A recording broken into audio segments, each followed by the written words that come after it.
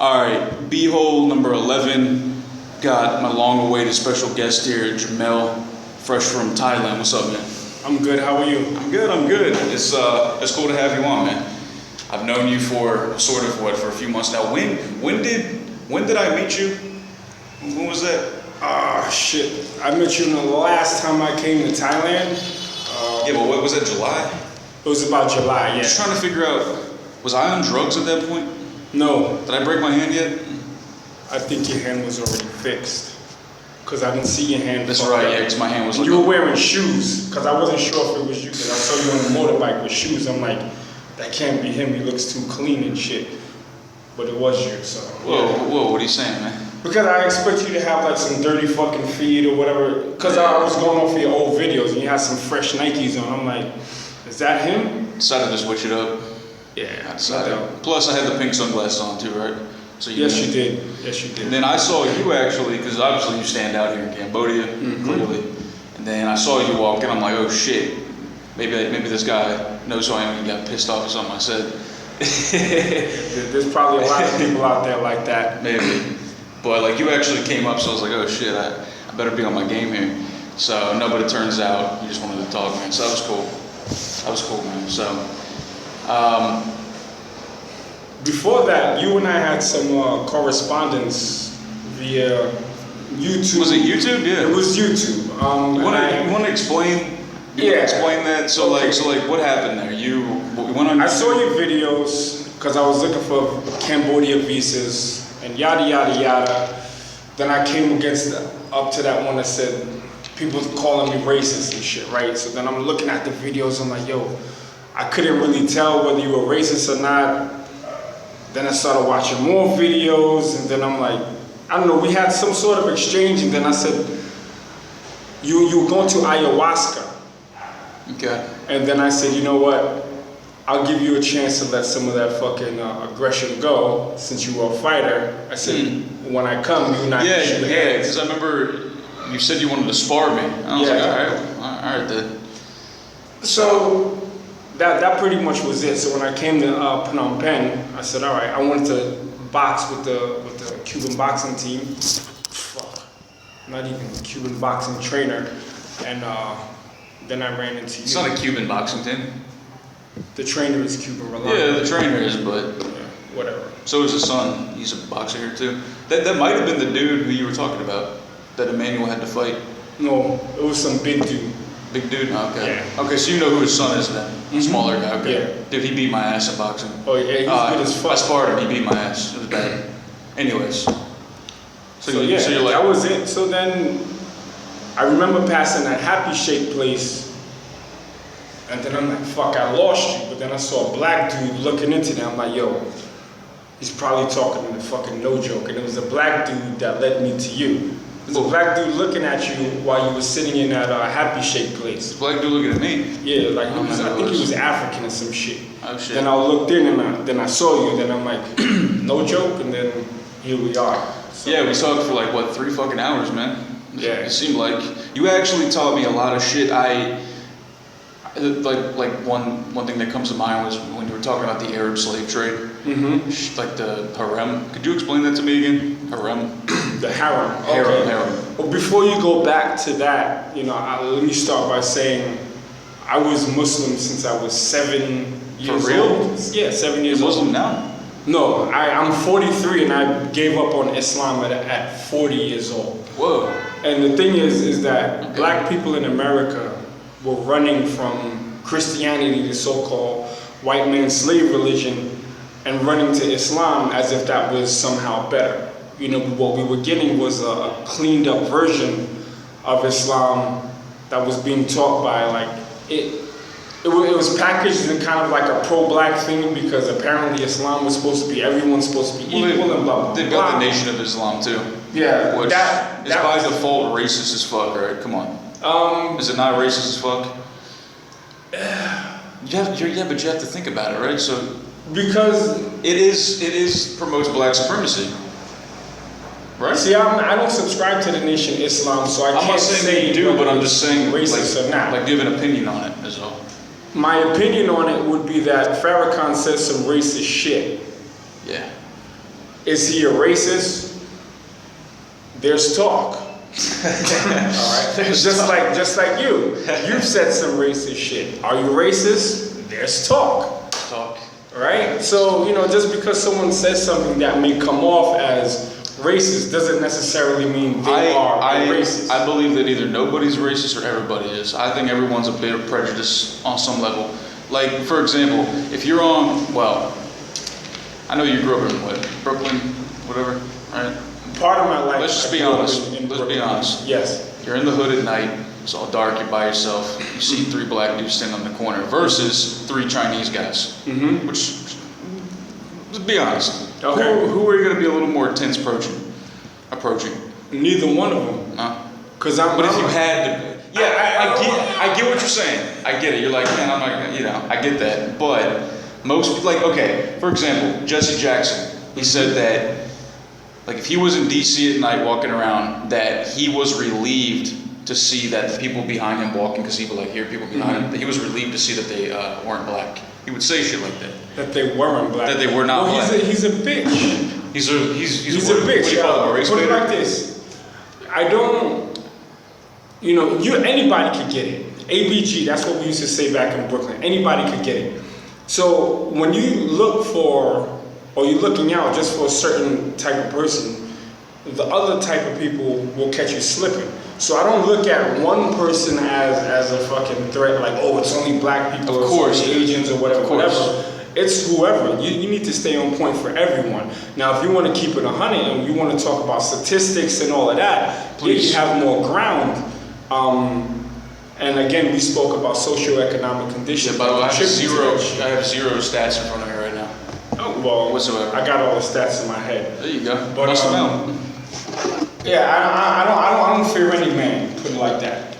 Okay. So I fear. But if I had to be more concerned, I'd be more concerned if there was men behind me. I guess I meant it more in a figurative way, hypothetical. I understand that you're not going to feel intimidated walking up to a stop sign with a couple of dudes around. I get that, and chances are I wouldn't be either. But maybe not you. Maybe you're the best example. But a lot of people would admittedly probably be relieved to see that, especially if it's at night and in a bad neighborhood. And I'm not saying it's right, dude. It's fucked up. But if you see an Asian guy behind you or a fucking blonde-haired white guy with a fucking hacky sack versus, 3 giant black dudes, you might be a little bit more, okay with that. No, I don't subscribe to that because definitely not you, but a lot of people would. I can only speak on me. True. Okay, so fair enough. Taking out, there's a whole bunch of factors that contribute to people being scared of black people. Number one, you gotta be a bitch. Number one, to be scared of any fucking man that walks this earth. Number one, off the top. So if you're a man like you and you say you feel nervous because you see black people, then you have to look in the mirror and say, what about me makes me scared of another man? Number two, a lot of that shit can be attributed to stereotypes, and a lot of it could be attributed to real fucking crime. Maybe you were the victim at the hands of some black people. There's a whole bunch of different factors, but me as a black man, I don't fear my own people. Sure. Because I know how to deal with them. You understand what I'm saying? People fear the unknown. I wasn't necessarily saying that I walk it down. Because as you know, I used to live in PG County, man. I used to live in Atlanta and shit. Of course I didn't walk around scared all the time, obviously.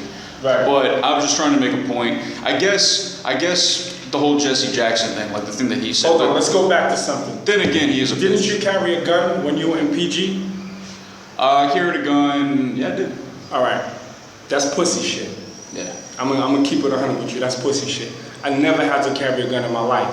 Yeah. And PG County, Prince George's County, Maryland, is, as you said, and I've been there because I went to Morgan State University, is home to the largest affluent African American community. I had mentioned this before, yeah. Yeah. So there's the Cosbys fucking live in PG County. That's true, but not in Suitland. I grew up in Brooklyn. I grew up in the Bronx. I never had to carry no gun or a gun because, people will smell fear on you. You understand? Well, you say it's pussy shit, but... It is. Yeah, but you don't know why I had a gun. Well, you said it. You will tell me now. Why did you? Well, I had a gun. I had a gun because first of all, I just always wanted to have a gun. I like my 45. I also had it when I lived in Virginia. I like to shoot it, and I did have a sense of security because not even just with living around black people. Like that's not what I'm saying, dude. I just liked having a gun just for myself, and because there are people out there with guns, white, black. You got a lot of rednecks that come into DC to work from outer Maryland and Virginia, West Virginia, and there's some crazy motherfuckers that get shot out there. And I liked the gun because I guess it made me feel good, yeah. And you know, I can't really disagree with you when you say it's pussy shit, because if I did pull out a gun and shoot somebody rather than fight him or do something like that, like I get no respect for that. I mean, you don't even have to take it down to fighting. You know, my mother told me when I was young, she said a pussy will kill you quicker than a hard rock. A hard rock is an old school term for a tough guy. You know, so even though somebody may be pussy, but because they're scared, they're kind of quick on the trigger, bow! And they might shoot your ass because they're afraid of what you may do. So when you take someone that's carrying a gun just to make themselves feel a certain way, then you have issues like we had in New York City on a train with Bernard Getz. Then you have issues where, you know, like some of these cops are blasting us on the strength that they feel scared. So you think that cops, okay, let me ask you this, so should cops have guns? Absolutely. Are they pussy ass bitches? I mean, some cops are pussies, yeah. We had to shoot a dude 41 times, huh? What was that thing in New York? Like, didn't the dude pull out his wallet, like in his apartment? He got shot like 41 times. It was like a big thing. Diallo was selling artwork in. Yeah. Or he was storing artwork in a warehouse, I believe in Tribeca or Chelsea, and they were raiding it because there was some criminal activity going on in there. I know exactly where it's at, and he got shot. So that again leads me back to, when you have people that are unsure in themselves and then you give them guns, you create a situation where you're jumping. It's like, oh shit, what the fuck? Boom! Yeah. And then they start crying, oh shit, what the fuck did I do? That happened in the pig houses in Brooklyn, New York, where this Chinese officer was doing what they call a vertical. Vertical patrol is when they go in the staircases and go up, all the way up to the roof, because on the roof, you know, people smoke their weed, people get their pussy up on the roof, people do their drug deals on the roof. So you do verticals to see what's going on in the staircases. The lights were out. There was a black guy who happened to live in that project, was in the staircase. The Asian guy got scared and shot him. Boom, killed him. The Asian guy did? Yeah, it was an Asian cop. So again, you're not from that community, but you're policing it. And because you have all these, maybe you got bullied by a black dude, maybe you're just scared of us, and because of that, that's the wrong fucking person that you need to be given a gun. That's a great point, man. So it does make sense that people from that community should probably police it then. To a certain extent, yeah. And I'll give you reasons. If you go to Chinatown, New York, Canal Street and Broadway all the way down to the river, it's all Chinese police officers. Really? The majority of them are Chinese. You know what? In my whole life, aside from here, I've never seen an Asian cop. Well, you go to, well, it's the 5th precinct, as a matter of fact. It's the 5th precinct off of Canal Street. Most of the cops in there are Chinese. Why? Because they have to deal with the community. Sure. There's different cultural aspects that a Chinese cop would be better suited to deal with than, let's say, a white or a black cop. Sure. But when you take it to the hood, you see all white cops policing black neighborhoods. So there's a sense of there's a disconnect there in terms of how we communicate with each other. There's us versus them. There's not an understanding, I guess. There's not an understanding, because there is, in New York City anyway, the concept of community policing is non-existent. Yeah. They only the community police only come out when some kid gets stabbed at school. But other than that, you only see the cops riding around in their patrol car. They're not out doing any sort of outreach to the community, none of that shit. And then when they're finished, they go back to Long Island. Then you wonder why there's fucking problems. That's a great point. Holy shit! Never really thought about that. So. Yeah. And I don't want people to take me like I'm some fucking apologist for fucking criminals, because one thing I fucking can't stand is criminality. And as someone who's lived in some bad neighborhoods, I will tell you off the bat, I used to call the cops on fucking people. They used to smoke weed in my hallway, and I used to tell them, like, yo, oh man, I'm calling the cops on you. And yeah, people could look at that like I'm a snitch or whatever. But I would tell them that I'm gonna do it. So if you're stupid enough to stay here after I call the cops, then that's on you. And if you don't like it, put up your dick beaters, let's shoot your hands. Dick beaters are what we call fists. Yeah, it makes sense, yeah. You know, the dick beaters. You can beat your dick with it, yeah. Yeah, exactly. So I never been willing to tolerate fucking crime and criminality in any form. So when a black criminal does some shit, he needs to get fucking arrested, because 80% of the crime victims in black communities, 90% of the perpetrators are black themselves. So, you know, you gotta get these motherfuckers off the street anyway. So what's the solution for that? the solution is keeping police, but also having police that understand where they're policing. Okay. You know, you have to. The hood is a real funny mix. You know, and I'm gonna go away from the hood in a couple of minutes, because my experience as a black man isn't only the hood. The hood. Of course not, dude. Hood, and right? you've actually asked me this several times too, and I've never really talked to you about it actually. Right. Anyways, it doesn't really matter. But So, you know, you have your young people and your old people. These are like, you know, you can call them just, they're there. They don't push the scale either way. Then you got your working class people. Then you got your students. And then you got your fucking lowlifes. Yeah, okay, that don't do shit, but sell drugs, try to holler at chicks on the corner, hang out in front of the bodega, all this fucking bullshit. So the hood is many things, and the hood is just really a term that's coined for places where black people live. But there's hoods everywhere. yeah, it's true. Well, it's There's just hoods here. everywhere. Exactly. That's why I just said that you live in the hood. Right. I mean, not live in the hood. You're staying in the guest house in the hood. I mean. In the hood, right? Yeah, I mean it is. Yeah. So let's change gears here, man. So you told me that you hurt your right hand. Yeah. What happened? Sparring. Sparring. Yeah. I have at my gym. First of all, for people that don't know, I am a Thai boxing trainer. That was another reason why I was interested in No Joke's profile, because I'm like, he's a fighter, he's fought a couple of times, so it was perfect. So I'm a Thai boxing trainer, and in my gym, everybody wants to fucking spar with me, and when they go, they assume because I'm a big dude that I'm gonna go hard, and this fucking asshole kept blocking with the top of his head, and then I punched him in the top of his head. And then I re-injured my fucking hand. Is it broken? Or Nah, just it's not broken. fractured? It's just a contusion. Where in the metacarpal? I don't know what the fuck you call So it's the same place, the third metacarpal shaft. Yeah, so that's like a fucking boxer's injury. That's what happened to me. I threw a punch just like was it a cross? Yeah, I threw a cross. He ducked his head, snap. That's it. Except I was probably throwing it as hard as I could, whereas you probably weren't. No, I wasn't. Probably not, because it's sparring. And like, how much do you weigh, man? Oh, he's a.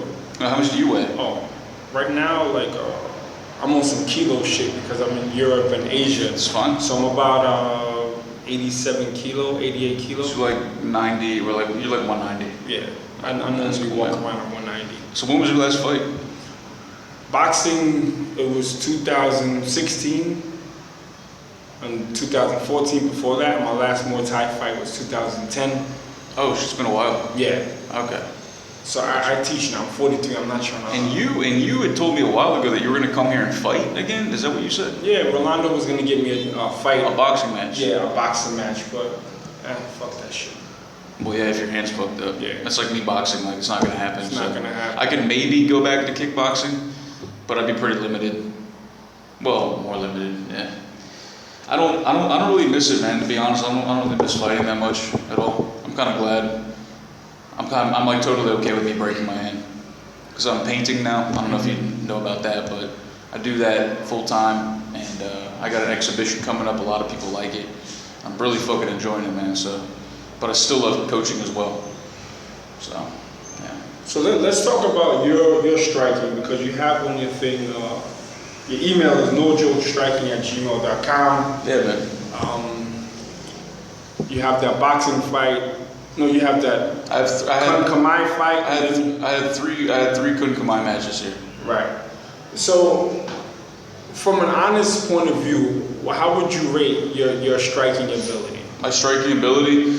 Well, depends on which fight. If you talk about the one that I'm by on TV, I thought my hands were okay, but I had no power. I had to cut 15 pounds of water weight and had no power, so I couldn't knock him out. But I'd say my striking ability back then was a lot more limited just because I depended so much on my hands. Right. And now that my right hand is broken, obviously I can't use, because most, whether it was in school or like a street fight or whatever, or in the ring, I mean, my right hand usually is what did most of the damage. Right. There's a lot of fighters like that where they have like one primary weapon. I would say that my striking is pretty good when I'm not in competition. I'd say that when I'm in a street fight or when it just happens, then I'm better. But when I'm all like nervous and shit, I've got to cut weight. I don't know, it's not as good. I'm also pretty good at teaching too, and I love when I'm pretty good. I'm actually very good at teaching, and yeah. So I'd say my striking is good. Is it K1 level? No, I don't know. Right. Okay. What are you trying to say? You starting to say I suck? No. I mean, I'm not saying you suck. I mean, I would say if you suck, you suck.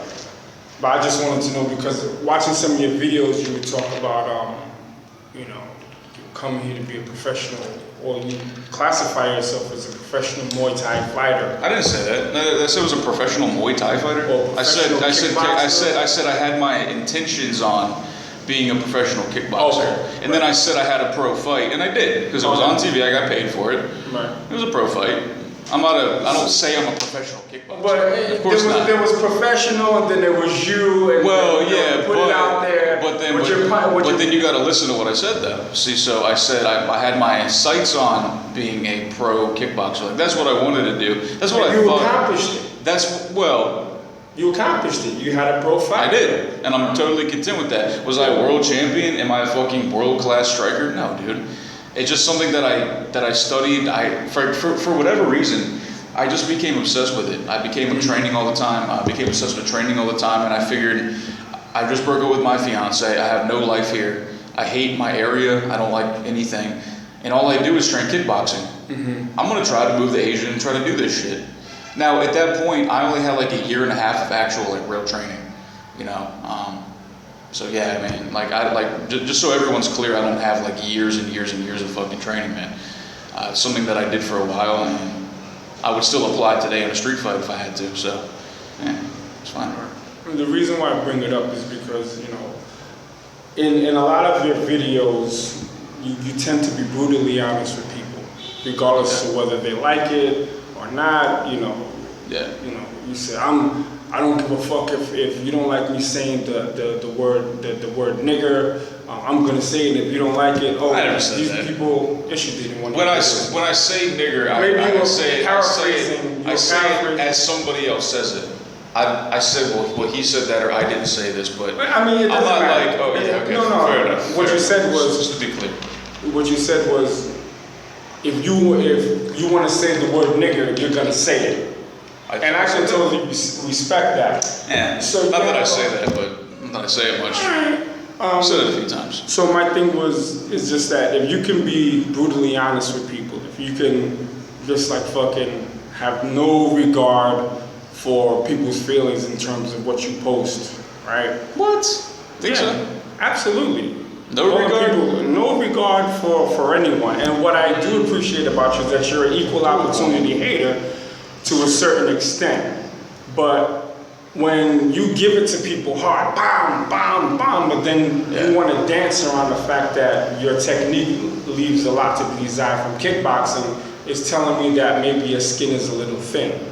And the reason why I wanted to bring that up is because... Can you say that again now? Can you say? You have thin skin. For someone who gets at people online, as much as you do, white couple, of course, black men under 30 are dumb. If you don't like me saying the word nigger, I don't care. I'm gonna say the word nigger.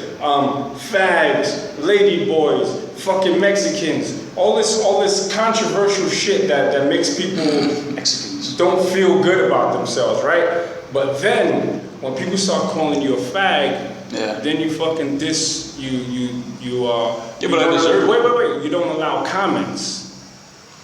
That was different. It's not different though, because if you can put out a video and say, am I gay because I have a transgender girlfriend? And then people say, yeah, you're a fag, you start sucking Chiba's dick and all of this other shit, and then you delete the comments.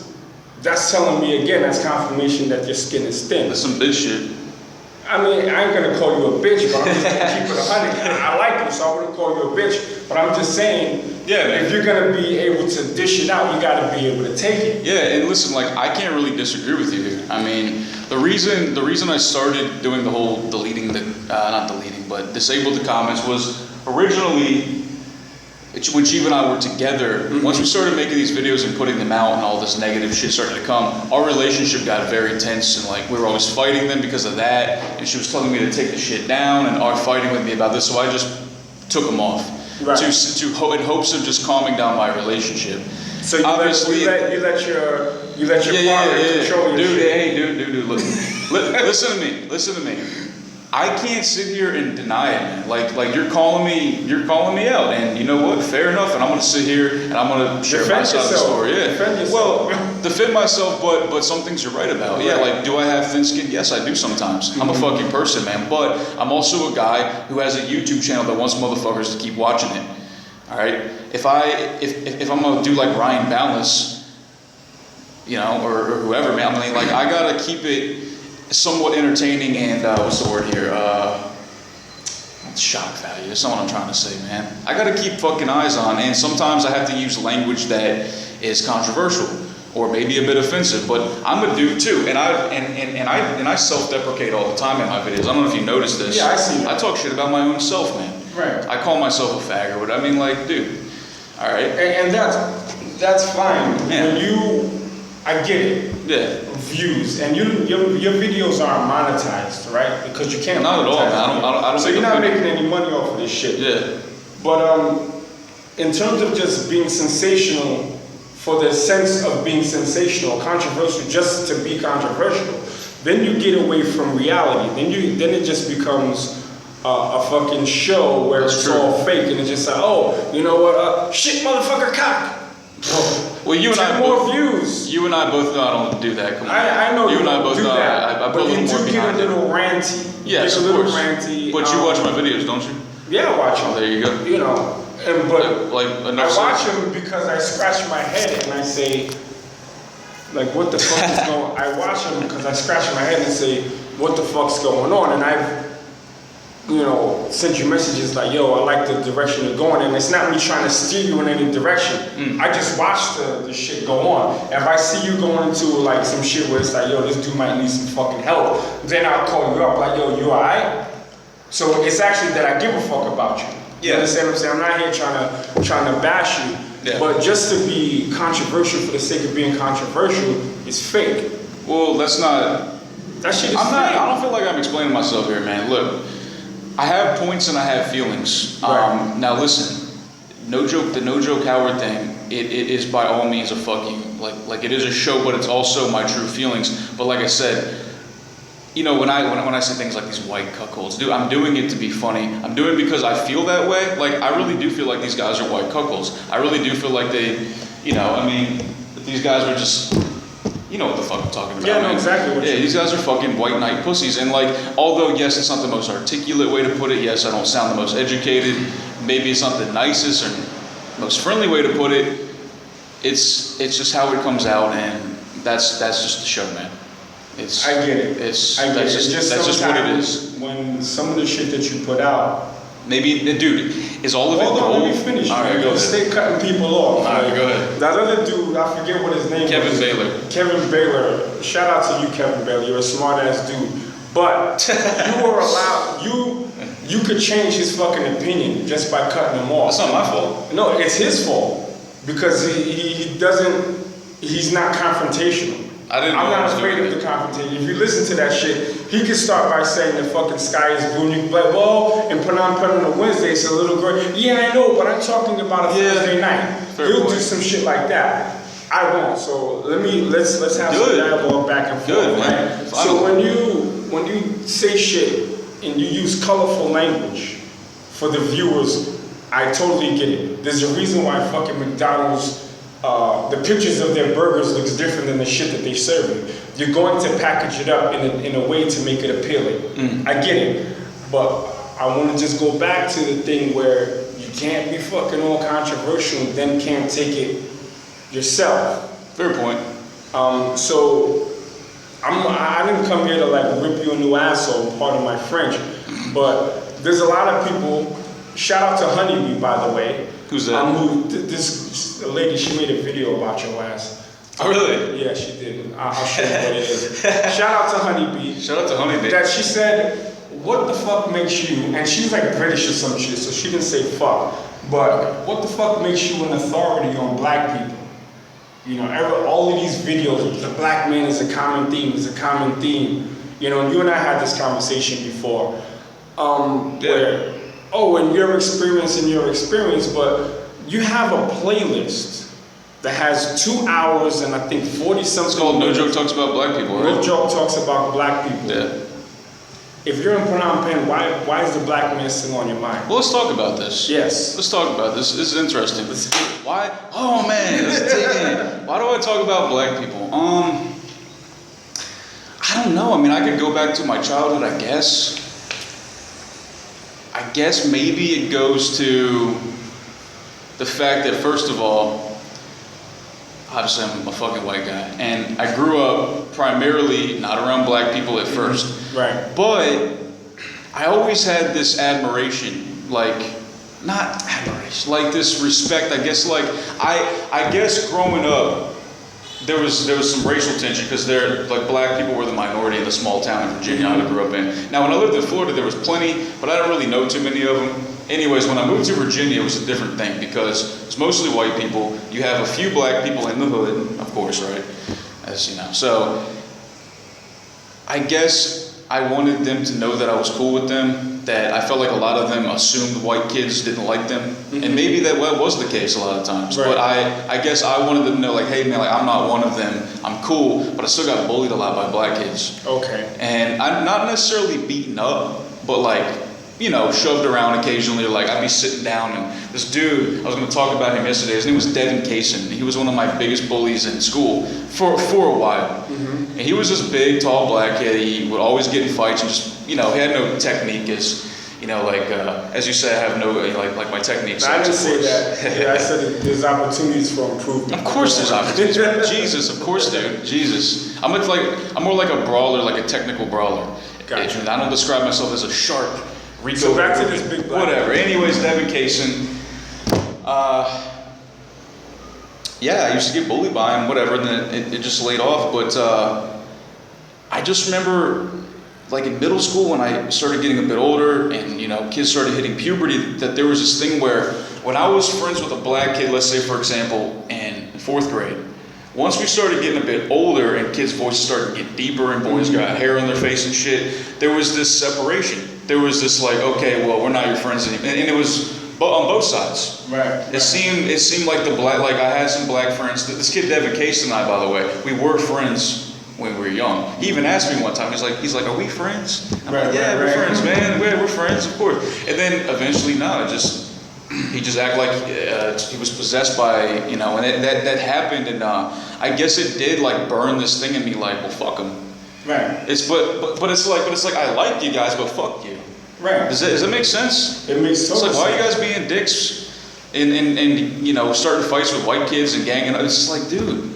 But I wish we could be cool though. And then I don't know. I mean, I guess moving to Atlanta was a whole new thing for me too, because, you know, Atlanta. And then that opened my eyes up about how diverse, obviously, black people are. Like you were saying, there's scholars, there's fucking lawyers, and being in Atlanta, it's like the most probably opportunistic city in America. Well, one of them for black people, right? Probably. It was at one point. It was. There was a lot of opportunity. A lot of black people moving to Atlanta. Maybe not so much anymore. Back, yeah, they started moving back to New York from Atlanta. Really? Hell yeah. I don't know. Yeah. I don't know, dude. And it partly might just be because of the people I grew up around too.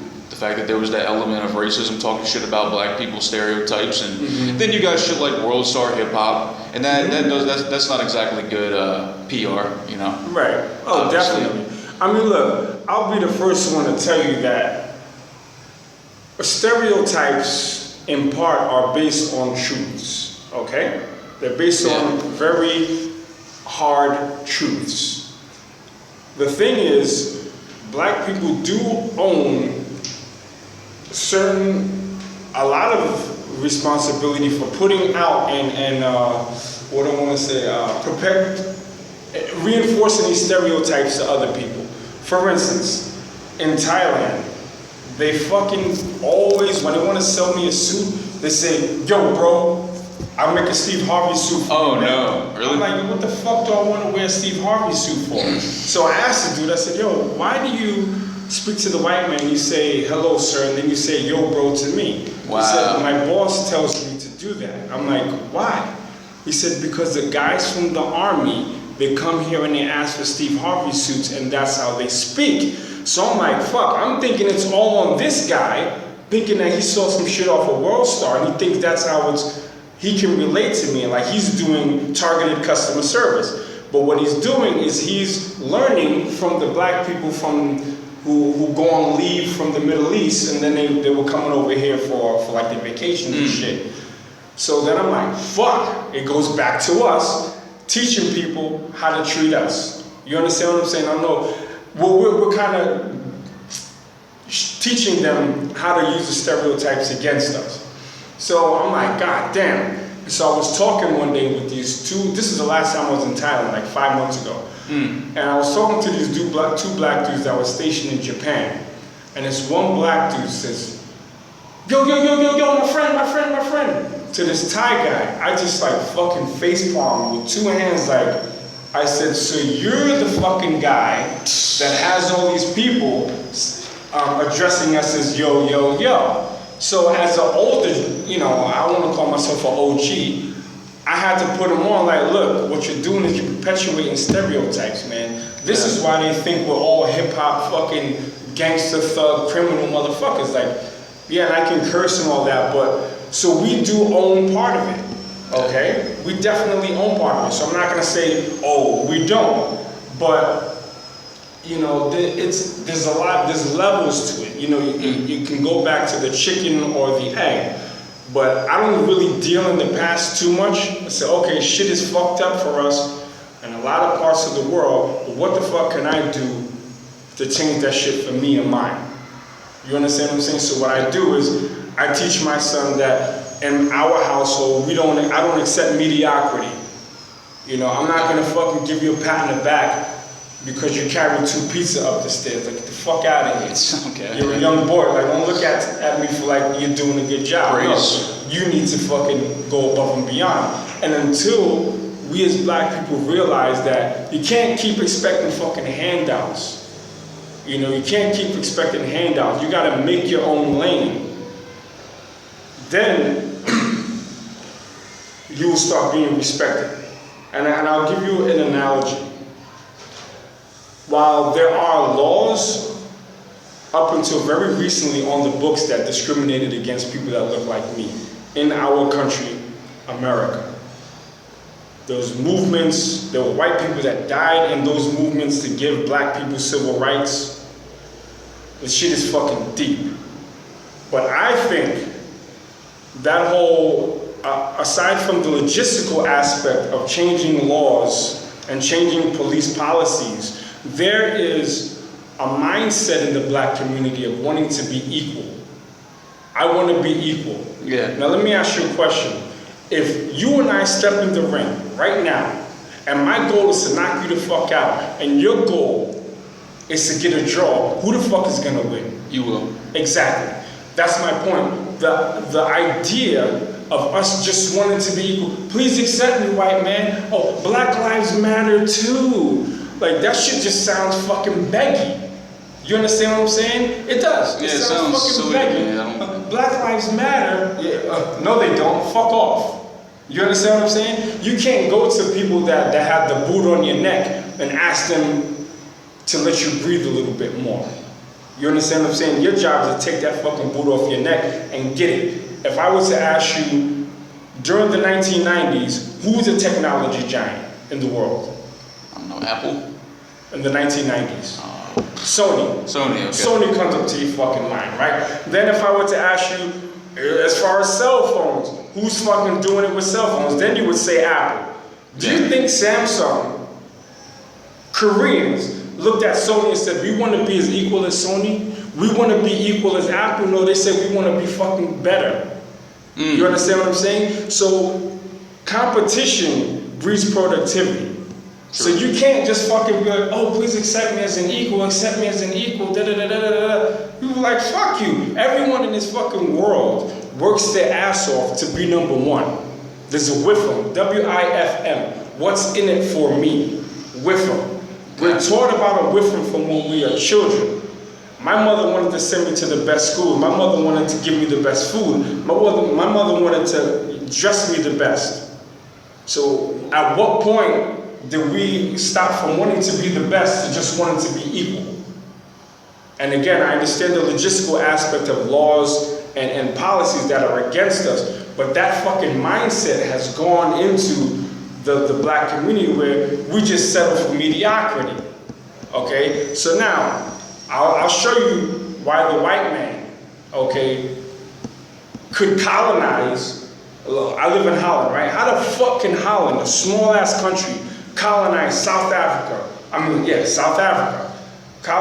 They didn't colonize South Africa, they were Afrikaners. But colonize South America, colonize some parts of Indonesia. They were a small-ass country because the white man is the original gangster. I'm gonna keep it 100 with you. They're the original fucking gangster. And black people historically have been very trusting, right? Okay. So when you trust people too much and they keep fucking you over, who's the dumbass? Yeah. The one that's taking advantage of you or the one that keeps trusting you? You see, like, first time shame on you, second time Shame on me. Shame on right. me. So we have to have that fucking gangster mindset. Not a gangster mindset in terms of we'll shoot when you step on my Timberlands, bow, bow, bow. No, the gangster mindset in terms of wanting to create our own lanes, in terms of not wanting to be equal and wanting to be the best. And wanting to be the best doesn't mean I want to be supreme. To be the best kind of has a notation of supremacy. However, it doesn't mean I want something bad for you. I want the best for me. Doesn't mean I wish anything bad for you. Right. The difference between, I'm going to give you a real good example. Donald Trump, who I call a fucking retarded genius. Okay. Do you know when he made up his mind that he was going to become the president of the United States for real? Do I know when it happened? Yeah. No. I'll tell you exactly when. Sure. It was when Barack Obama made fun of his ass during that fucking, that presidential dinner. Okay. And he was roasting his ass. He was roasting Donald Trump. You could see his face like, fuck. You know what Donald Trump said in the interview? He said, when he did that to me, I said I was going to make it my fucking last duty to make him hand the keys of the White House to me. That is the gangster mindset. That's good. That's fucking gangster, right? Gangster as fuck. And this motherfucker he's Mr. Grab him by the pussy. He's this and he's that. That's why I call him an evil genius because Barack was fucking with him. He said, okay, I'm gonna show you, motherfucker. So we gotta get that I'm gonna show you, motherfucker attitude and make our own lane instead of saying, my life matters to you, doesn't it? But then when you say shame on you, get that attitude and make your own lane, like does that mean going your own way or does that mean fucking over possibly white people too? No, and I spoke on that. Just being better has a connotation of being supremacist, meaning better than you, right? We can all be the best, right? And then let us all be up there. As long as I don't do anything to actively stop your forward motion, or actively stop your progression, then it's all good. That's all good, yeah. The problem that's been in the past is that there's been laws that have been designed to hold the black people down. Sure. The first thing that comes to my mind is like when they wanted to vote, right? They had to read something.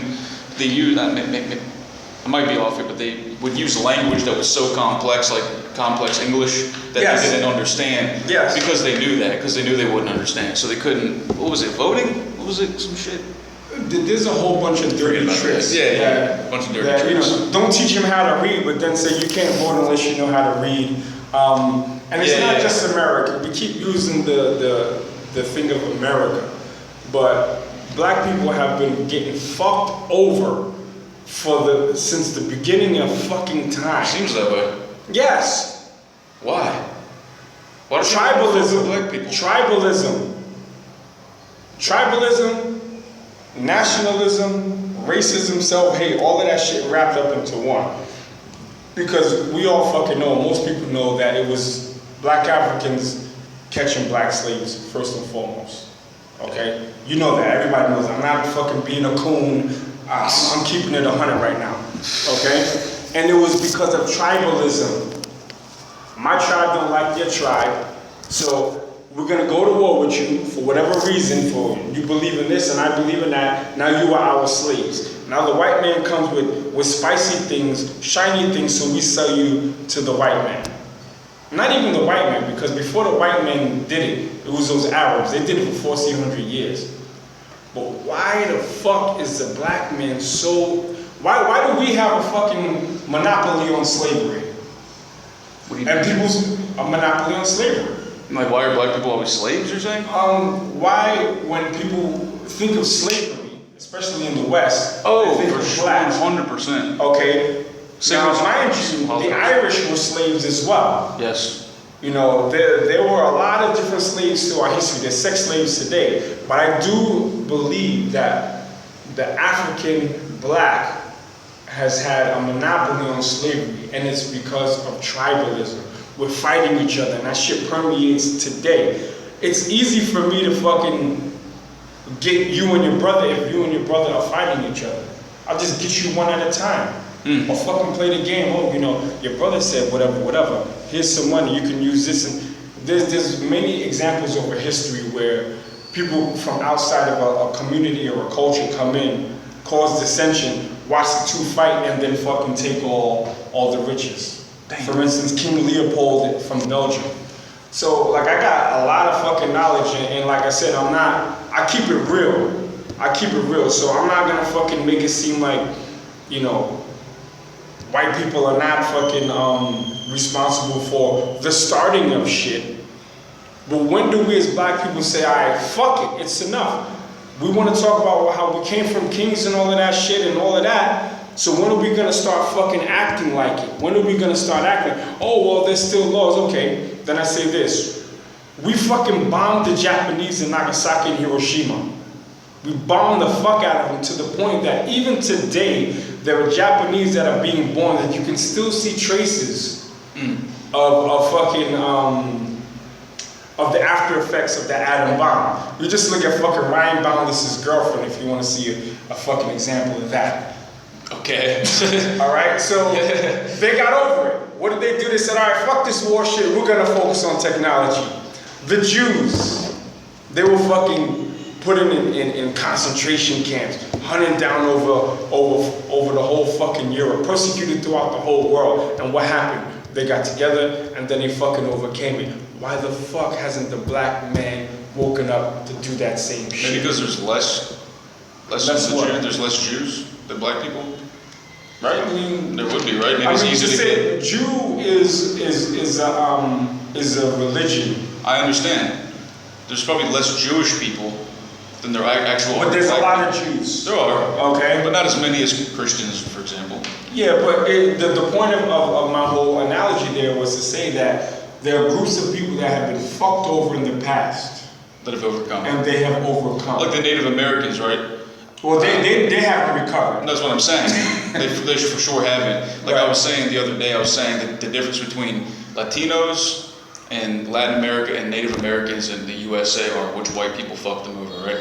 Right. The Spanish or the English? Pretty right, or maybe the French in some parts. The French. The only Western Europeans. Portuguese too. Yes, the only Western Europeans that haven't colonized are people who? The Germans.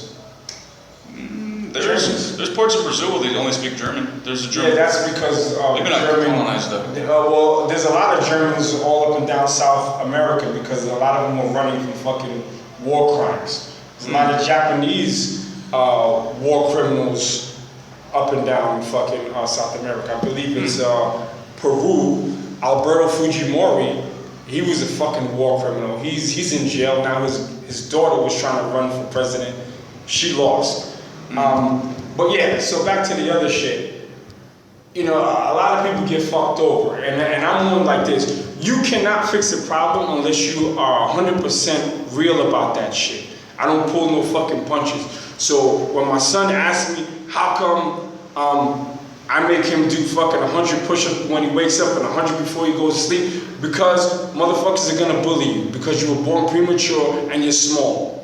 I'm not going to teach you how to psychologically deal with that shit alone. I'm gonna teach you how to physically, psychologically, and emotionally deal with that bullshit. So it's my job to protect and prepare mine. The problem is, a lot of people don't think like me.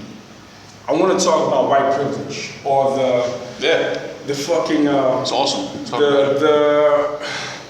the complex topic of white privilege. Okay. White male privilege. White privilege. Okay. In general.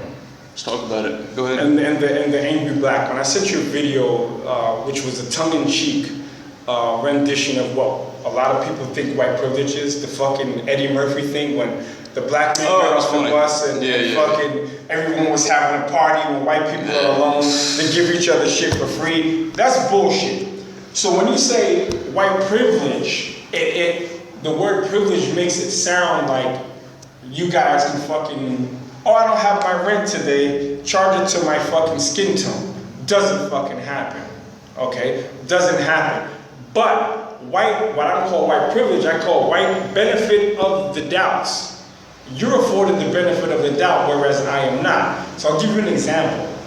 What pisses you off about being in Phnom Penh as far as the interactions with the locals?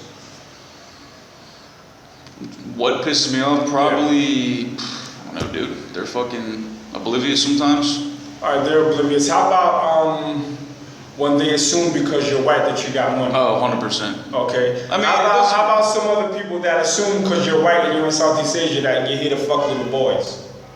There are stereotypes that come with being white in Southeast Asia. Sure. There's dual pricing. There's stereotypes about why you are here. Yeah. There's aggressive tuk-tuk drivers. There are fucking landlords that are pieces of shit that say because you are white, they're gonna try to squeeze every fucking dime out of you. They don't even know how you're making your money, right? Yep. Now you have to deal with that. All that shit that you have to deal with in Southeast Asia, plus deal with all the bullshit that life throws at you. Yeah. Now the difference is, when you leave Southeast Asia, Still white. you're still white. I have to deal with all that bullshit in Southeast Asia, and then there is no escape for me because wherever I go, it's always assuming the worst. Oh, he's not educated. Oh, he can't afford this. Oh, you know those cost $1,000. All of this bullshit because they're assuming the worst of me. So it's the lack of the benefit of the doubt that you're afforded as a white man that I am not afforded as a black man. I have to prove through speech, I have to prove through overt actions that I'm worthy of, again, that whole fucking antiquated notion of being treated equal. That's why I don't demand equality from these people that I deal with. You're gonna treat me how I want you to treat me. There's a rule, they say it's the golden rule, right? Treat others as you would like to be treated. Nah, fuck that. You might want to be treated like a piece of shit. Some people do. The platinum rule is treat others how they want to be treated. You see what I'm saying? I want you to treat me like a fucking king. And I demand nothing but you treating me like a fucking king. There is no other option. There's no other option. You're saying you have to be treated like a king? I'm embellishing a little bit, but I'm just saying, you're gonna treat me with the utmost respect. Okay, so when I walk into your store and you don't greet me and you don't say, good afternoon, sir, how may I help you? I'm not spending my money there. You understand what I'm saying? In Curacao, I was buying a bike for my daughter. And it was that sounds racist. It was an Arab he was a Syrian store owner, had these Dominicans working in there to help people. These motherfuckers followed me all throughout the fucking store, okay? Anything I touched, they was like right there. But they weren't asking me if I need help, they were just fucking watching me. So what I did, I gathered everything that I wanted, put it up on the counter, I let the man ring it up, put out my money and said, you know what I'm gonna do? I'm gonna explain to you why I'm not buying this shit right here. Because you have your people following me around like I'm a goddamn criminal. And because of how they're acting, because of your direction, you just lost a $300 sale. That's the only thing people respect. That's gangster. That's the only thing people respect though, is the power of the dollar. So until we as black people get our money right, we will not have a voice because people respect that dollar or that euro or whatever. Yeah, small example, I was at the gym this morning training a client, and that dude, Emmanuel, goes there to work out. Saw him. He was talking to this really fat ass my girl, just trying to be nice. He was saying Happy New Year to her. And she could, there's no reason why she couldn't hear him. Like they were this close, and she's just like ignoring him. And I see this, my client does too, it's obvious. And she finally goes, oh, Happy New Year, okay. And then as I'm walking out, like she's fucking staring at me and shit, like checking me out. It's just like I was walking and I felt like almost sad in a way. Like he was just saying Happy New Year. You can't. He wasn't trying to hit on you or anything. I mean, because that's what happens when black people want to be accepted by white people. They put themselves in a position to be fucking disrespected. Think so? Absolutely. What do you mean? I'm gonna use Thailand as a fucking example. You get these fucking white people that come there that want to be ultra fucking Thai. They want to come, they want to get Sakyang tattoo. They want to be fucking wine everybody. They're wine people up here, and that's the wine that's designated for the king. Jesus. The wine bar girls, the wine fucking cleaners, like trying to be something that they're not, so that they can be accepted by Thai people. And what happens? The Thai people look at them like fucking idiots. Yeah. They'd rather respect you if you just be yourself. So, as opposed to trying to kiss white people's ass or anyone's ass to gain acceptance, I treat you how you treat me. And how is that? I treat everyone 100% of respect off the jump. Off the jump. How much of that respect you retain depends on our interactions. You know, so we start with 100%. After 10 minutes, you might be at 90. Once you get down to 60, I ain't fucking with you no more. But I don't give people an opportunity to disrespect me more than once. Once it's confirmed disrespect, I ain't fucking with you. For example, this lady, there was a double door. I held the door open for, the first door open for the lady. She walked and she didn't say thank you. I'm like, fucking bitch. Oh, I hate that. So then I rush to the second door, call it petty all you want. I rush to the second door and slam that shit in her fucking face. Fuck it. Damn. Eye for an eye. And you can call it petty or whatever, but I don't let people who violate me walk away from that shit feeling good. That's it. Thick fucking skin, but I'm going to hit you how you hit me. That's why I went up to my son's school and almost fucked up a student. You know, I don't give a fuck. Yeah, yeah, man. That's good. Good on you, man. I am similar. I mean, I don't really let anybody fuck with me, of course, but. Yo, what's the time, dude? We like fucking. I'm almost in an hour, man. Oh, okay. This is a good b-hole. It's a good one, man. It's a good one. But back to me being an authority on black people. What? It doesn't make any sense. Okay, it doesn't make any sense. But I'm white as fuck. You shed light on it because of your interactions with them, and then you were being. I don't want to say shunned. That's a strong word. You weren't being accepted as you would like to have been. You understand what I'm saying? By the black person. You mean before? Yeah, before, when you were a kid. You said you would be cool with that. Yeah, but in hindsight, somebody didn't mention that's fucking retarded. Like, why would I want to be accepted by a bunch of people, regardless of their color, if they don't like me? Exactly. Fuck them. And that's the attitude you should have. Yeah, fuck them, man. But you said earlier that you felt the way that they weren't. You're like, yo, I want to be cool with you, you're not being cool with me. Like, what the fuck is that about? And I get it. That goes back to like the white people trying to lie all the Thai people, and then the Thai people laughing at them. I even wore FUBU one time. Oh my God. It was bad, dude. Fucking dudes. It was bad. So now when we tie this back into why you have a fucking playlist about black people.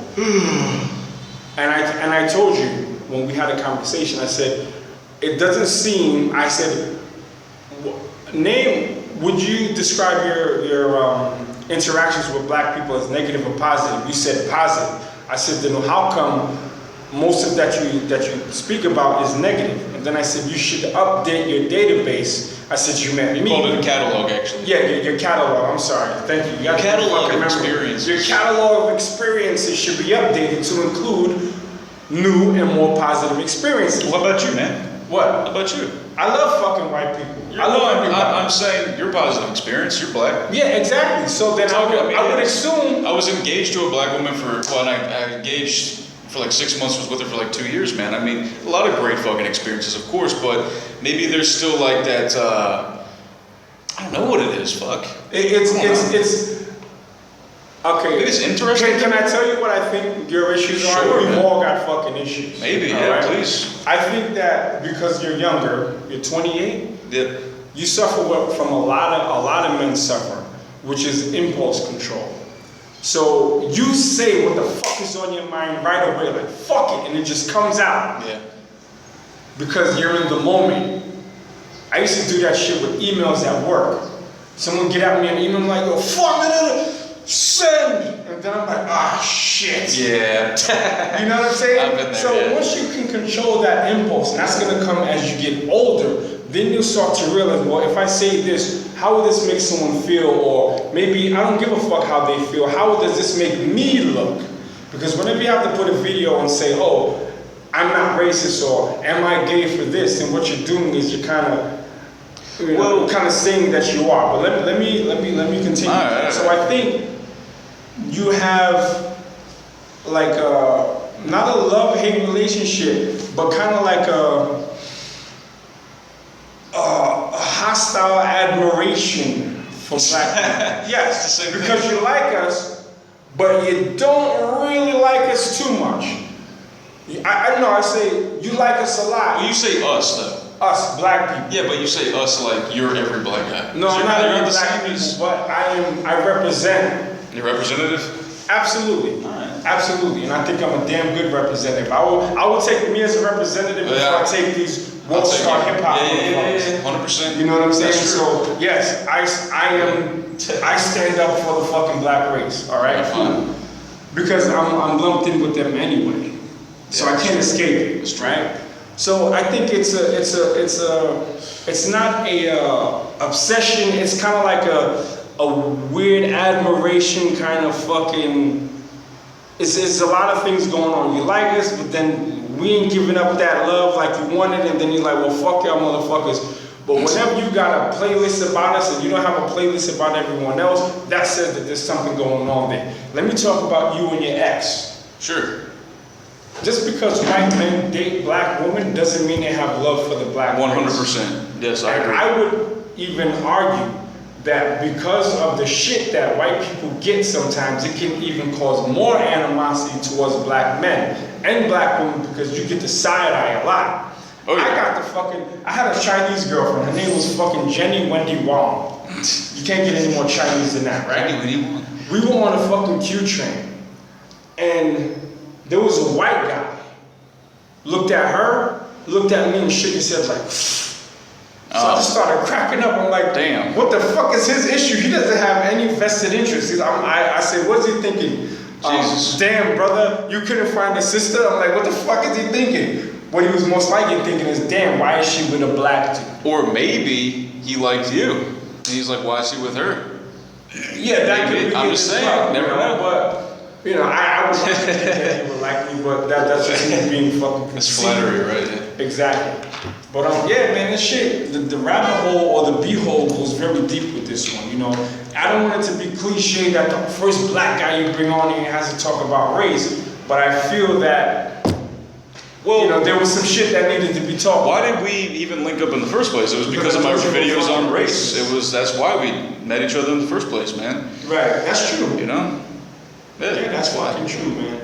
Yeah. You know, so again, we all fucking harbor some sort of prejudice, some sort of racism. Yeah. The thing is, how do you deal with that shit?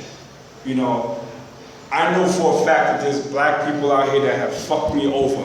There's white people out here that have fucking treated me like a fucking brother. As a matter of fact, I lost my ATM card before I got here, and my fucking former boss, I fucking sent him a message like, yo, hold me down with.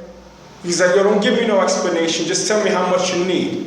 And he hit me with it. Sweet. You understand what I'm saying? Yeah. This is a white dude. Yeah. Same white dude that showed me how to break down a gun, how to clean a fucking gun. He introduced me to a mag pull. You know what a mag pull is? It's like for your magazine, you're saying? No, it's a fucking 9mm. It's like a transformer fucking gun. Jesus. I'll show you a mag pull later. He introduced me to all of that shit. So once we get beyond the fucking infantile thought process of we can't get along because we look differently. Once we get beyond that, then everything will be okay. You know, I think. But it's kind of like wishful thinking. Do I actually think that there will be racial harmony in the world? Really, I don't. Because, you know, if you look at fucking nature, birds of a feather fly together. Fucking, you know, different tribes and races and nationalities stay together because they have what? Things in common. Not necessarily that they don't like other people, but they have things in common. Like I was breaking down to someone that, yeah, just because Thai people want to make their face white doesn't mean that's the reason that they hate black. They just like to look fucking white. Yeah. And that's another thing. White privilege, or what I will re-coin as white, what did I say it was? White benefit of the doubt, is something that you made a couple of videos of.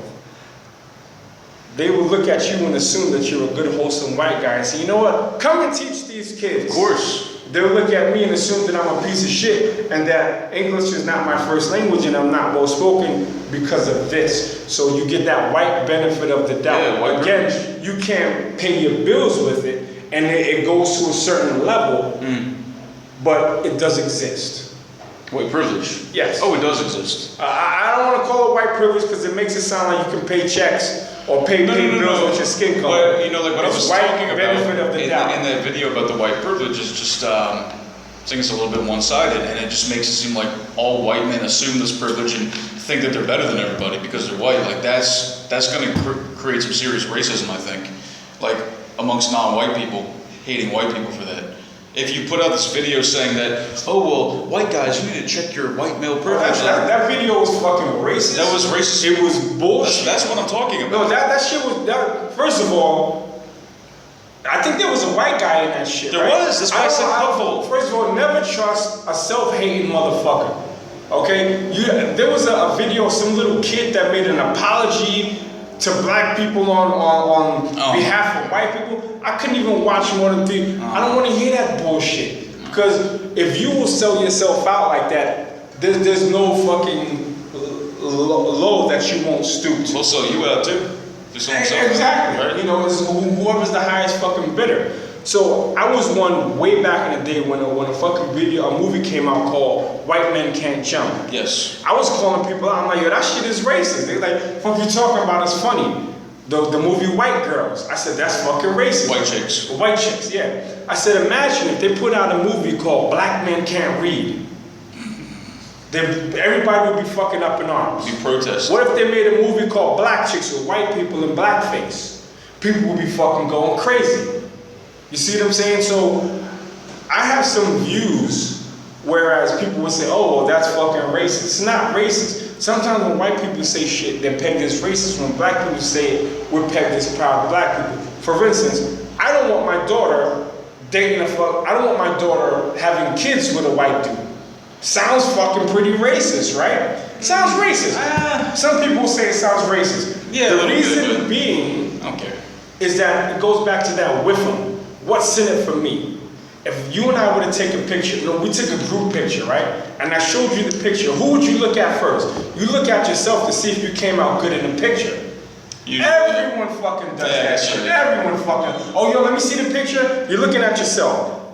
It's the whiffle. What's in it for me? Everyone is kind of has an air of fucking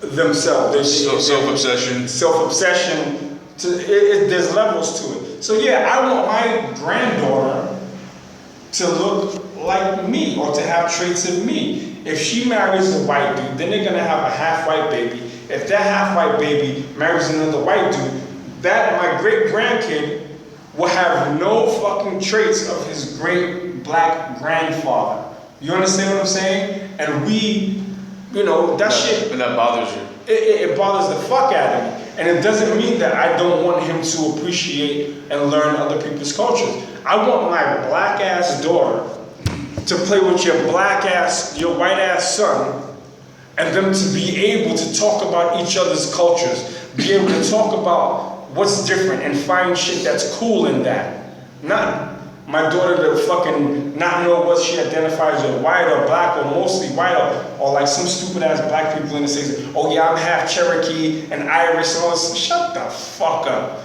Like, it shit doesn't make any sense. Well, so that also begs the question about identifying yourself, because at some point, if people keep like fucking each other, then there's gonna be people that you can't tell what they are. So like the whole term black and white, you're gonna have new categories of race, right? Wouldn't you? You wouldn't. There's coloreds in South Africa. There's colored people. There's colors, and we call them biracial. Yeah, exactly. But they don't say biracial, because it's not even bi. It could be white, black, Asian, Indian influence. But what they are, they're multi or mixed race people. Yeah. They're not accepted by white people, and a lot of times they're not accepted by black people. Exactly. Colin Kaepernick. Yeah, what the fuck is he? Calling him a fucking nigger. Black people were saying, who the fuck are you standing for black issues, you fucking half white motherfucker? Is he half white, half black? Yeah, he's half white, half black, adopted by white parents. Oh shit. You see what I'm saying? Yeah. So you get it from both sides. I don't want my kids to have to deal with that. Just deal with one bullshit. Just deal with people. But is that a reason to, like, what if your daughter really falls in love with a white guy? And then she can do whatever she wants. What I mean? I would prefer that my grandkids look like me. But is it racist for a white guy to say, I want my daughter not to date a black dude? Absolutely not. Okay. I don't believe so. Or maybe not date, but like have kids. I don't know. I don't think so. I don't think so, because it's a reality. People are scared to be called racist nowadays. They're becoming less and less scared to be called racist, but racism is a reality. It's a fucking reality. The white lady clutching her purse is a reality. The black people giving a white dude in the hood the side eye is a reality. Because we don't trust each other based on, we look differently and our experiences. So we will never get away with it. So I can fucking respect a racist, a fucking white nationalist, someone that says, a white separatist that says, look, no offense, I really don't want to live around black people. I say, cool.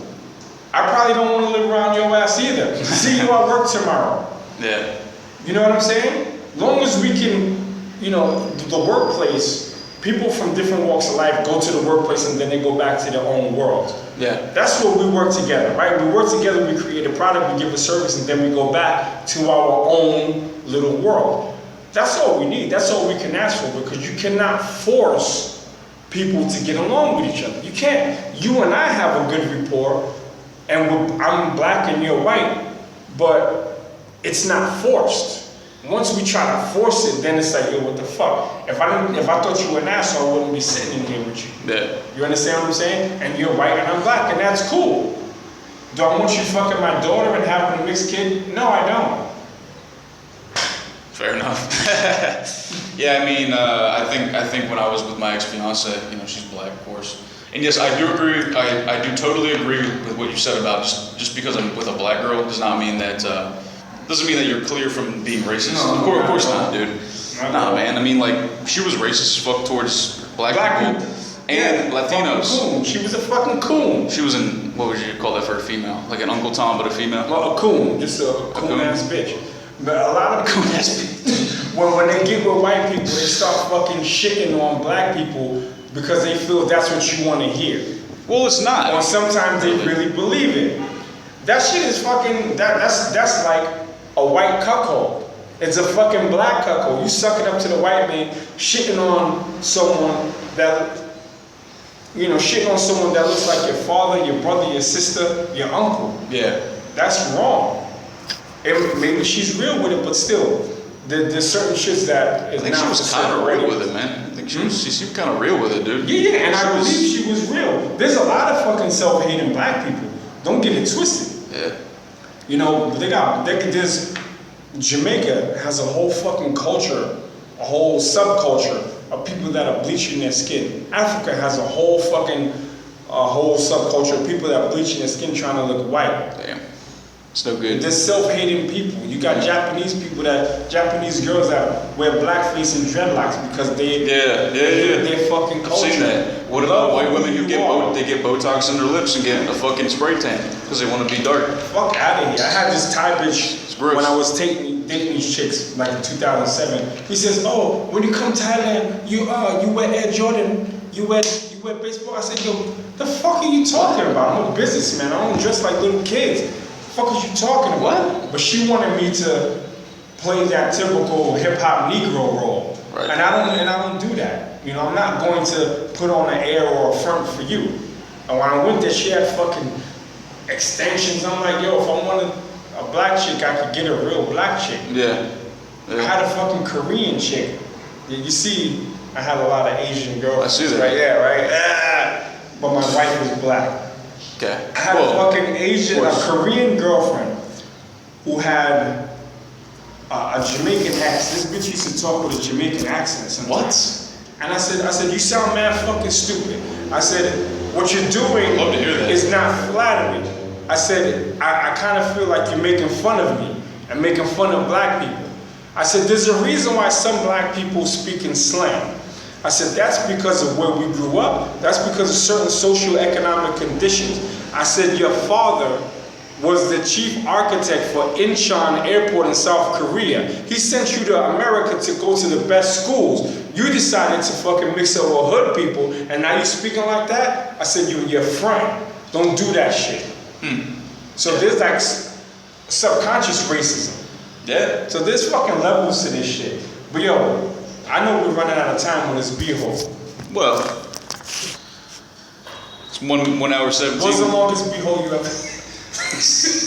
What was the deepest I ever gone What was to the the B-hole? deepest you ever gone in a b-hole? Well, it was actually with Mr. Baylor, the dude, the last guest, well, not the last guest I had, the first one. Yeah. We had that went over 2 hours, man. Okay, cool. So we got some time. So you know that's actually a decent segue. How deep have you gone into the b-hole? Yeah. So now I'm gonna test your skin Uh-oh. to see how fucking thin it is. Oh, shit. Not really. You put a video. You said, "Am I gay for dating, for having a transgender girlfriend?" And I put this to you on a message. You did. I'll just say it on a b-hole. Sure, man. Because you're all about keeping it 100. You said you don't even like black people black Americans calling themselves African Americans because we're Americans. We were born there, right? You said, don't make that face. No, Say it. I did say it. All right, okay. So But I'm you like, said, yeah, but I'm you like, know yeah, I'm so setting your what? ass Yeah, up. but like, so what? Yeah, I'm okay. setting you up. You know a loaded question when it's fucking coming. Just, come on, man, come on. So, I'm setting the logic. Okay, sure. Okay? So, that being the case, following that line of logic, you are who you are. If you're dating someone that was born with a penis and you're having sex with them, that to me means you're gay. To you. Yeah. Yeah. It doesn't mean you're gay to you? Listen, I will put it to you like this. Now, I'm not everybody. I have my preferences or whatever. When I first met this girl, or like started talking to her on Facebook, I thought she was female at first. And one of the first things I did was I got a boner, and I started jerking off. Just thinking about her. I'm dead serious. Okay. Because I was like, dude, you got to realize at this point in my life, I hadn't had any pussy in literally almost like 2 years. Right.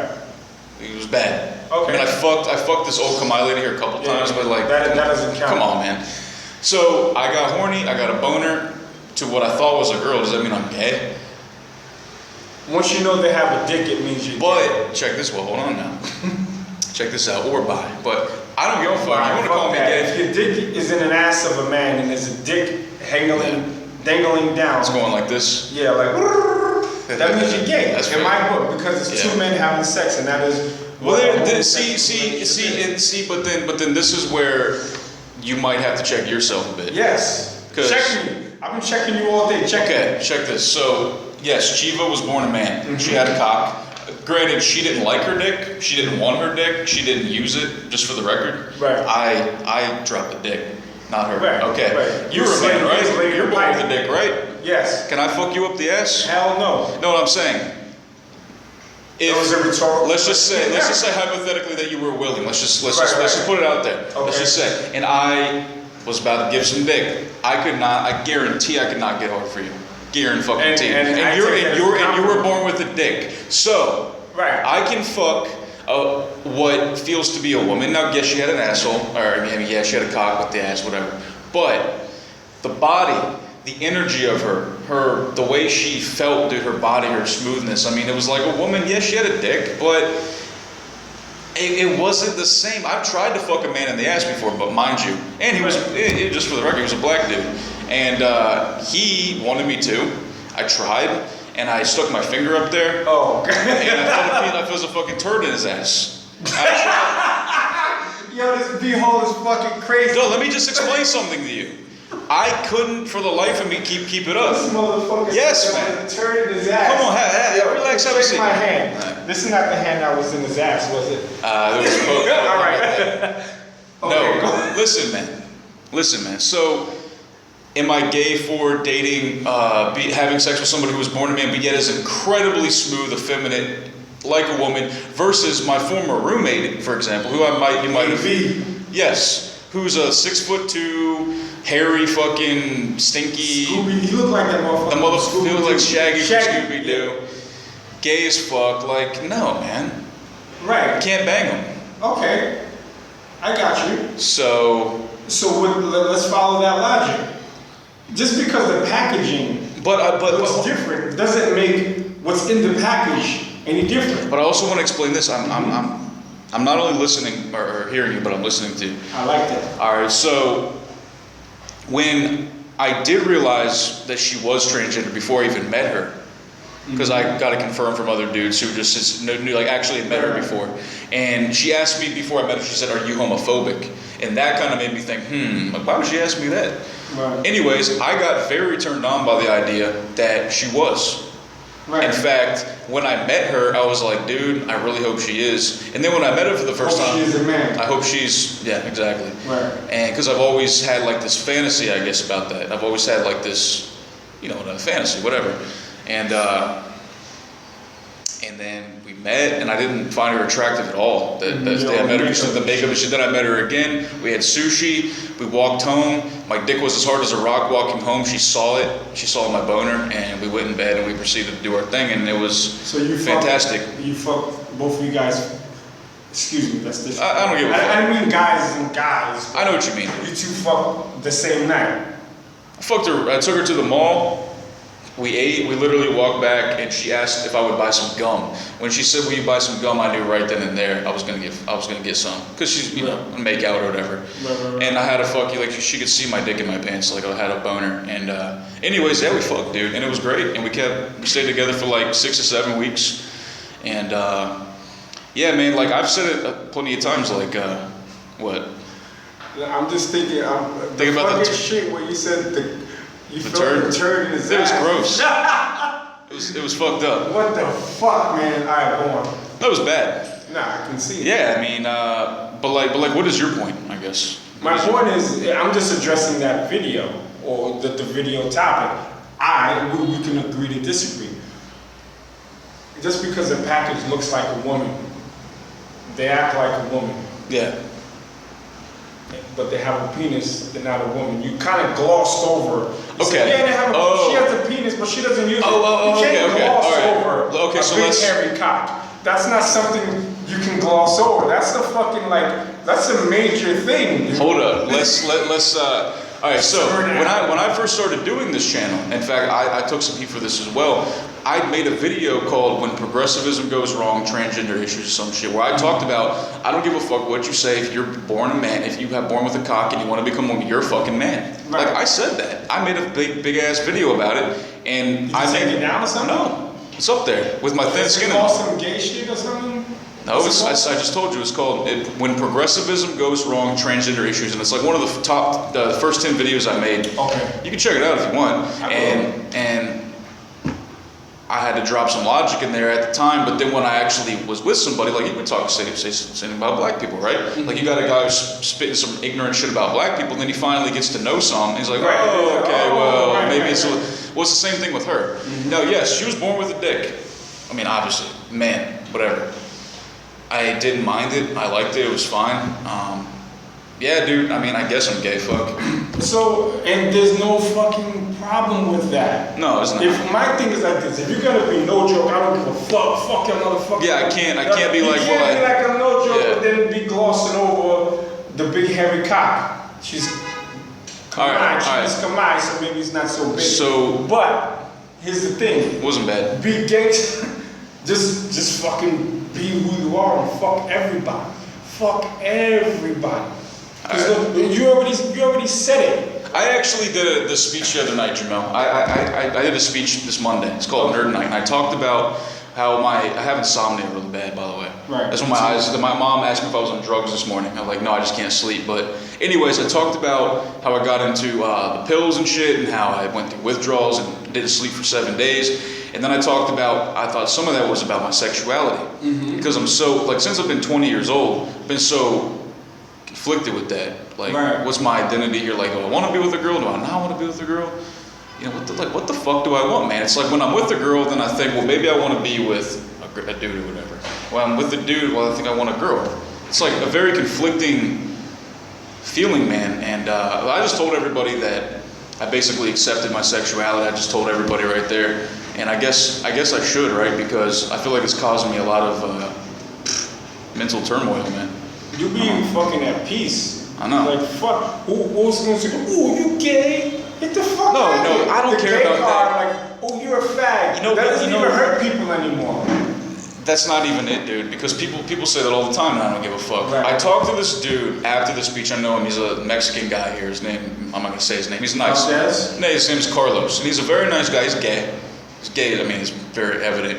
But I was telling them that he said, "Oh, congratulations on saying that." I'm like, "Yeah, thanks, but whatever." But yeah, congratulations. But I was like, it's not hard for me to tell other people. It's hard for me to say it to myself. Right. It's admitting to yourself that you like this shit, and you don't want it. It's almost like you don't want to like it, but you do. Right. It's like well, I'd rather just be asexual than do this because I can't even admit to myself that I want to do this and actually.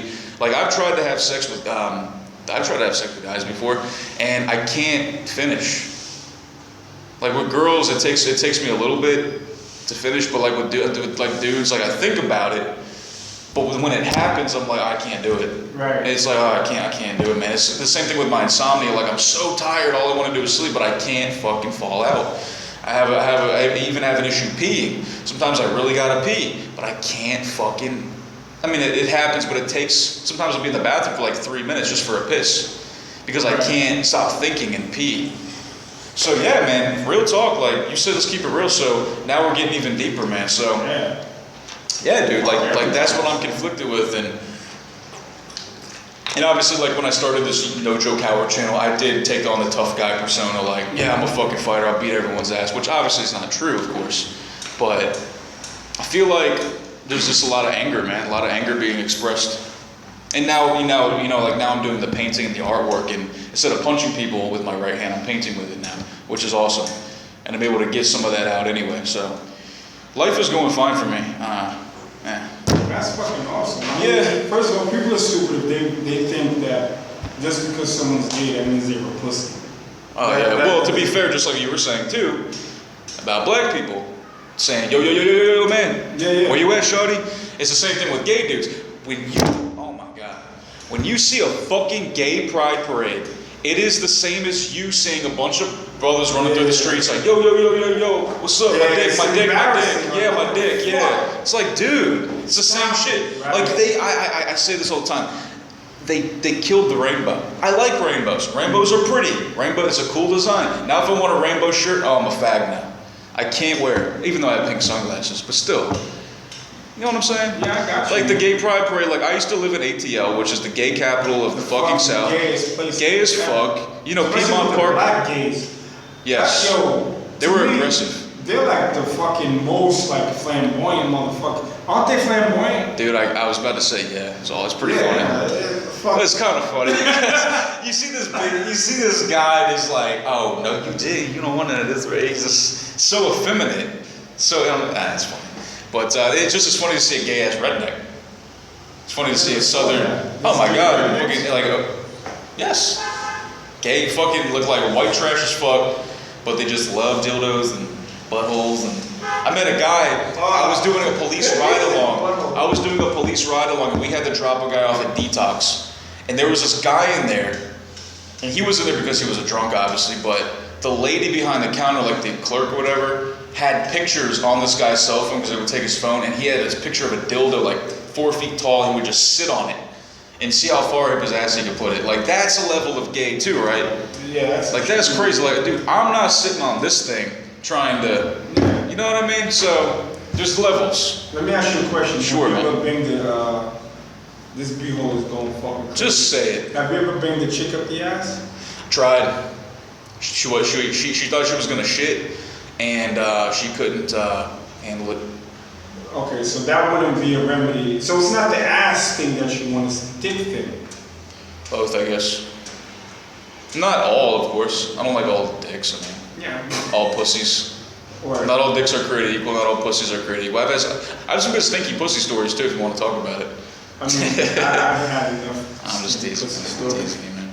Yeah, I don't know what it is. I like women. I'm attracted to them. Like I check them out, and I see a nice ass. I'm like, dang, that's a nice ass. But, dude, my whole adult life, and even in school, like I just never fucking. Girls never saw me like this. Picked up on my sexual energy. Mm-hmm. Like there's a lot of women I've seen, and even here back in the States, like they think I'm handsome. Maybe like, oh, he's a cute guy, he's in good shape, whatever. He's got a nice this and that. But like it seems like when I get to know them a lot of them say I'm awkward. Even my ex-fiance, after we broke up, we'd be talking, and she's like, you're so awkward sometimes. Like why was I? Even though she's saying that probably to be a cunt. Yeah. But I've had other women tell me this too, and I think it's because I'm not fully comfortable with the sexual experience with a woman. Like pussy feels good though. It feels good to fuck a pussy, but like I don't know. It's just what the fuck to say, man. Yeah, I mean, what the fuck is it? Feels good to get it out, I guess. Huh? Yeah, I mean. Thanks, Jamel. You calling me out? You're saying I'm a shitty kickboxer. No, I didn't say you were shit. I said your fucking technique. Oh my gosh, of course, dude. You know why I said that? Because of that fucking bag video, dude. Yeah, well, what the fuck was that? Well, people like assume that like that's how I always do it. Like some of those kicks were slow as fuck, right? And some of the punches were like, and now mind you, I can't throw my right hand the way I can throw my left hand, and I do punch like that. I do throw it quick, and I try to impact quick. Is that how I'm gonna fight a guy? No, it's a fucking bag. I'm trying to work out, and I just figured, well, I'm just gonna put it up. And of course, people talk shit. Oh, you suck. My 9-year-old daughter would knock you out. But yeah, man. I don't give a fuck. It wasn't all bad because you did have a good. What was it? A fucking teep to a middle kick with the same leg. I said that's fucking nice. Yeah, I do this thing. It's like a side kick to a teep to a roundhouse kick with the same leg. That's good. I like that. I could fuck. If I had someone I was training and have that, I would definitely. But like I can't fight. What people don't understand is like I can't fight like a boxer now. Right. I can't use my right hand to throw across. Like if I want to throw a hook, you might have noticed I have to throw like that. Yeah. You notice that, and anybody who knows anything about boxing or striking knows that that's not how you throw a hook. Right. Of course, you turn over, you have the elbow, dude. And this is why I'm saying too, no joke striking. Okay, fine, you brought that up. And granted, yes, do I have the best kickboxing technique? No, but I'm a fucking good coach. There are great coaches and trainers that maybe they weren't the best fighters, maybe they weren't the best, most skilled guys, but they're great at passing on knowledge and teaching. So that's why I call it no joke striking, because my knowledge is no joke, and I do know how to fight. Maybe I'm not the most pretty guy to watch, but I know how to fucking hurt somebody. Like that's what I can do. But do I look like fucking Rico Verhoeven? No, of course not. Obviously not. Well, I'm just saying. He got some fat bitch legs. You ever see Rico? He does have. He got like he used to be a fat kid body. You know what I'm saying? Yeah. weird. Yeah. See, but the thing is now is that I can't go tell everybody, oh, well, I throw my right hook like that because my hand's actually broken and I can't, like, if I do that, then that means that I give a fuck, right? That means because if you fight me on the street, then you're gonna find out that I can land this right in your face, no problem. Is it gonna knock you out like this would? Maybe not, but I'm gonna pepper you with it, and then you're gonna find out what else I can do. Like, I have no problems. In fact, sir, since you brought it up, I would rather people think that I suck at fighting than think I'm awesome, and then and then it shows I'm not. I'd rather people think that. That's fine. That actually works to my advantage. So, anyways, man. So, but you did kind of hurt my feelings a bit when you said that, man. It exposed my thin skin. So fucking thin skin. I said, I'm gonna make this saying something though. You were bringing up a point about the transgender thing. But I guess we covered it, right? We did. I'm not gonna fucking beat you over the head with it. No, but I like it though because something I wanted to say earlier is that I like how I say so much ridiculous shit on the internet because then I meet a guy like you who actually challenges me. And that forces me to look at a different viewpoint, and more often than not, you've been right about a lot of stuff. And that's good because it helps me. If I don't talk all this shit and I keep these thoughts to myself, I'm never going to be challenged. I'm always going to have that same ignorant mindset. So even though I look fucking stupid sometimes, do you ever debate yourself? You ever like fucking talk to yourself? Yeah. I do that shit all the fucking time, dude. But it doesn't compare to having another person like you who's lived a world of different experiences than me. And that's gonna come with age because you're getting the experience. You're fucking 28, living in Southeast Asia, so the experience is gonna come. It's just the age is what fucking mellows us out to the point that it's not what we say, it's how we say it. I agree, and even a small example, and people have told me this here in town even. Like people that have been watching my videos for a while. When you watch my first video, we're at about it's 1:30. Okay. It's both 1:30 p.m. and an hour 30 minutes. Nice. So we'll wrap it up here. And I was gonna say, they've even commented on if you watch my first video to now, even though I still talk some shit, I'm way more chilled out. I'm way more fucking chilled out. And I am, and I'm glad. And even when I watch my old shit, sometimes I cringe. But it's out there. It's fucking there, and it's there for people to see and relate to, hopefully. It's there for me to learn from. And then I meet a guy like you who's like, oh, you're not gonna alpha me and all that shit. Which, no, it's fine. I'm gonna what? You said you're not gonna alpha me. No, you didn't say that. But basically. You were saying basically that you're not one of these dudes that's gonna let me talk over you, and good. I don't want that. I want to be challenged because then I'm gonna live in this fucking bubble all the time, right? You know you talked over your mother in the first interview, right? Of course I did. He said, yeah, I know I fucking did that. I said, why didn't he fucking let his mom speak? I guess because I was trying to direct it because my Donald mom... Trump does that too, you know that, right? He does that. Sure. He don't fucking let nobody, no question for you, and then he's the fucking president of the United States. Let me get your opinions real quick, just because you're here. But you don't live in the States or live in Effective, Well, I guess. I only been out of the States for 2 years, so not even 2 years. Do you... okay, so the client I trained this morning, he is just like, the second I bring up Trump, this motherfucker's voice goes up about 10 octaves, he gets his eyes are bulging out of his head, oh my god, he's gonna ruin the world, all this shit. Like, do you have an opinion on this guy? Oh, yes, I do actually. Okay, I used to work in a fucking building connected to Trump Tower. Okay. That's in New York? Yeah, on 57th Street and 5th Avenue. Oh, okay. I used to work for Tiffany & Co. Right? At night. So we used to see him. And he just, typical tall, rich dude, he's got bodyguards. There's an air of I'm the fucking man about him. Okay? Oh, yeah. There is an air about him like that. What I don't agree with him making a platform for racists to voice their opinion. But you cannot weed out a racist in your support. So he was walking that line that every fucking politician does. He wants that racist vote, but he's not going to fully endorse him, nor is he gonna like fucking say, I don't want it, because he needs it. Yeah. You know, but my problem with that he went beyond that is the people that he's fucking, he's got this guy who's like the leader of, what's that shit called? It's called Breitbart News or some shit, who's like, they call it alt-right. He's, what people are pegging him to be is a fucking like a racist. I don't know, because I the Milo Yiannopoulos guy? No, not him.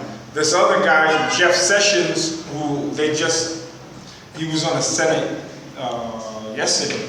They're trying to confirm him, so they were grilling him about his KKK ties or some shit. And I'm like, yo, this dude is really like fucking and he's gonna be the attorney general or some shit. I'm like, he's putting really a fucking team of, I saw what did Hillary call him? A fucking basket of deplorables as his fucking team. Damn. So I'm like, look, I left, I don't really give a fuck, but his picks don't look like it's gonna be good for minorities. Well, I was just about to say, because I saw a picture of some of the people he's appointed, like, or no, it was actually just a picture of his daughter and then her boyfriend, which she's appointing to something. Yeah. And I was like, he's chief advisor. And I was just looking at his face. I'm like, this guy doesn't give a fuck. No, they care about these money. people. Yeah. But that's the thing. Everyone fucking cares about money. Yes. Well, here too, right? Yeah. We just talked about it with me, right? People will fuck me over and they'll fuck you over too because you're a foreigner. Yep. I don't know if they assume you have less money though. They do until they find out I'm American. Okay. A lot of them can tell that I'm American by looking at me. Some, there's in Thailand, they say, oh, where you come from? Where you come from? Anytime a fucking Thai person asks you where you come from, female. Oh yeah. What they're doing is they're doing exchange rates in their head. Yep. Oh, come from Europe, euro. Oh, today is 38 euro for 1 baht. Oh, from America, 35 euro for 1 baht. Africa, we don't even exchange African money here. Fuck off. Really? All they're doing is conversion rates in their fucking head. That's all they're doing. They really don't take African money for real? No. Oh, they okay. do, Okay. I was like, but, what? Okay. A lot of African countries use the dollar anyway. So, yeah. It's all about your nationality linked to your currency. But there's a lot of African dudes in Asia, here too. Because I went to some club called Pontoon. Yeah. You told me about that. Never set foot in there. Yeah, you told me it was horrible. Come on. So in Pattaya, I went to a club, and you can always tell a fucking African dude because they'll have like a tank top like this on, tucked in, with a brown leather belt, fucking baggy ass jeans, and chancletas on. Dude, I could always tell an African guy. Yeah, and then I have a fucking USA baseball cap on. They don't have swag. They don't have any swag. But what they do is they lie to these bitches out here and tell them that they're fucking they're American. Really? So then when they see the real American, it's tension. They don't want to say what's up to us. Ah, because they know. They know. Like in Pontoon, I saw it too, and I was like, give him the bro nod and shit, like, yeah. Like, what's up, bro? Yeah. And the guy's like, fuck, the real deal just fucking came in. You know, like. So, are their accents American? Did they try to have an American accent? You know, a Cambodian chick may not know the American accent. Anyone could put on a hip hop accent. That's what I mean. Like anyone could put on a hip hop accent. What they try to do is play up that stereotypical black dude. But you know, I understand why they do it. But just be nice. You know, I'm not gonna fuck. I don't play that. Oh, I remember a Thai chick said, "Oh, you." I don't like African, but you American. I like black American, not African. I said, whoa. I'm not going to play that separation shit. Ouch. I said, if you want to talk about the difference between an African and black American, I say the African is the original man. I'm just a watered down fucking person who went through slavery. They're the original man. So I don't play that, oh, I'm better than him and he's better than, I don't play that shit. Because I can't get away from it, you know? Yeah. Wow. Yep. Maybe in my next life I'll be black. Yeah. I could just check it out. Well, you're already an expert on being black. I am, because according to, what was that, Honeybee, I'm the fucking world authority on it, so. You gotta watch the video. She sounds so cute. She's like, she mad at me? no joke. Why do you think you're an authority on black people? You're white. Make videos about being white. Well, hold on, man. And then she said, and you said. I don't make videos on being white. She said, and you're having sex with a man, and yeah, of course you're gay, honey. Just say you're gay. Yeah, fair enough. And Honeybee, if you're listening, if you listen to sweetheart, I just said I was gay. Second of all, for sure I never said I was the authority on black people. You put words in my mouth, so yeah, that's it, right? I mean, I never said that shit. Oh, she's a teacher too. Give a fuck. No, Fuck you, honeybee. Not you. Hey! Yeah. Don't disrespect my sister. Whoa, hey now. She's English. She's not the snob kid. Yeah, I know, exactly. uppity Negroes. Yeah, but that's just her basically forming. Just she's putting words in my mouth. I never said I'm the authority on black people. No, but when you put out a whole fucking So a white guy? of video. A white guy can't have. Okay, so who's being racist now? A white guy can't have a fucking opinion on another race of people. Absolutely, but when you got fucking 3 hours worth of opinions, This is interesting to me. That's why I talk about it. Fucking zoo exhibition. Have I ever made a video where I'm like fucking telling black people that you need to do this, you need to do that, because I know what's best for you all? I don't like it. No, I've never said that shit. No. Come on, man. But look, Then I'd be the authority. I know what it. I get it. I think it's her being sensitive. Smart. So don't try to play. Don't try to weasel your way out of this shit. You're a white dude from the South that has a playlist with approximately 3 hours worth of topic of black people. But it's not bad. It's not like, oh, I fucking hate black people. No, it's not. It's not like that. The undertone is hood. You have one about a big black man with a small black penis. Yes. Can I? I didn't watch that. I have a confession to make about that video. What? That was not a real email. I mean, yo, dude. I made that shit up. I don't call you on all your fucking bullshit, but I know some. No. You know what? Well, let's talk about some bullshit right now. Let's do it. All right, that fucking thing where you said that some dude wrote a fucking death threat to you and all of this, and look how people look at me. Look at this fucking. They wrote better found dead or alive. Oh. The picture when they wrote Pink elephant. Yeah, the pink elephant. Yeah. And I said, well, damn. If they wrote it, they had to take the picture out, Yeah. write it, and then put it back in. So that leads me to think that either you fucking wrote it, Yeah. or that the store owner was in collusion with whoever fucking wrote it, and therefore you shouldn't patronize him anymore. So which one is it? Well, it's definitely not me, man. It's like, if you've ever seen my handwriting, I don't write that way.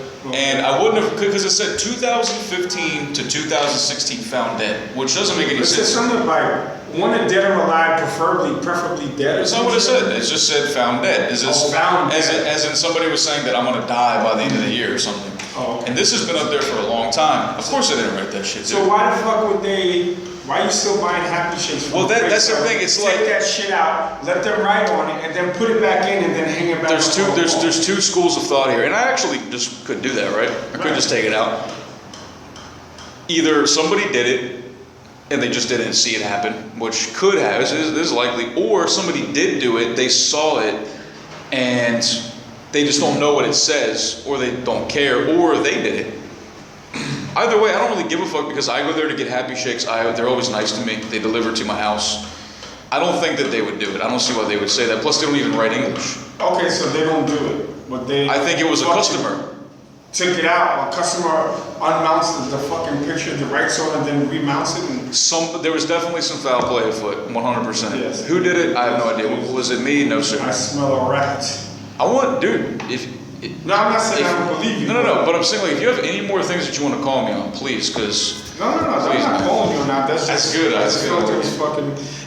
My job was I was a fucking investigator, and I dealt with fucking like a police investigator. Theft. Nah, I worked with the police department, but I worked for what was Federated Department Stores. You ever heard of Bloomingdale's and Macy's? Yeah. I was a regional. Like loss prevention, sort of? I was a regional manager of investigation. So when I listened to your story in the last B-hole about the kid who ratted on you for stealing a fucking beer. Motherfuckers. I'm like, I would have fucking prosecuted your ass. Well, yeah, and that's what they said in the office. They said, we could just have you arrested right now. Right. I'm like, but they didn't. And it was cool because the 40 ounces that I had in the dumpster in the back, after I walked out, I got the 2 40 ounces, I drove to a park, and I proceeded to get drunk inside of my car. Like a champ. So, yeah, I used to drink a lot, man. Fuck that. I don't like it now. Yeah, let me talk to the fucking. There was some dude who said, fucking knick-knocks, which was. Yeah, in the last beautiful. Knick-knocks? Knick-knocks. It's like It's like they must be from England. It's a derogatory term for black people. Nignog. Like, dude, if you call me a nignog, I'm just gonna laugh.